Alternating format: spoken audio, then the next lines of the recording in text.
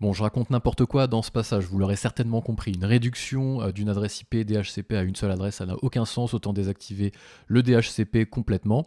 Ça date en fait de cette réflexion-là, je me suis un peu mélangé les pinceaux, de l'époque avant que je mette en place la DMZ, d'une époque où je voulais que ma box Soch fasse intégralement la partie réseau, donc j'avais laissé activer le routeur. Je me suis rendu compte que je ne pouvais pas changer mes DNS sur la box Soch, c'est interdit par Orange.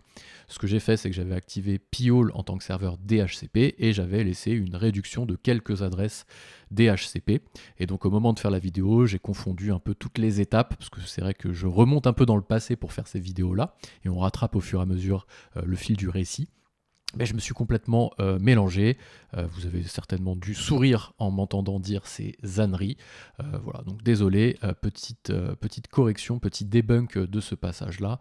J'ai complètement coupé et désactivé le DHCP. Il y a une DMZ qui de toute façon attribue une adresse IP fixe, qui pointe vers une adresse IP fixe. Donc il faut ensuite attribuer l'adresse IP fixe sur le routeur. Et après, c'est le routeur qui fait le taf. De toute façon, la box Soch, c'est juste un bypass, enfin, c'est juste un pont, je sais même pas c'est quoi le terme officiel, mais elle ne sert strictement plus à rien. J'aurais même pu laisser le DHCP activé dessus, qu'on s'en serait foutu de toute façon, puisque c'est le routeur qui fait le brassage, c'est le routeur qui fait le Wi-Fi, donc il n'y a plus rien qui passe par la box Soch, à part donner du réseau à ce routeur, c'est tout. Voilà.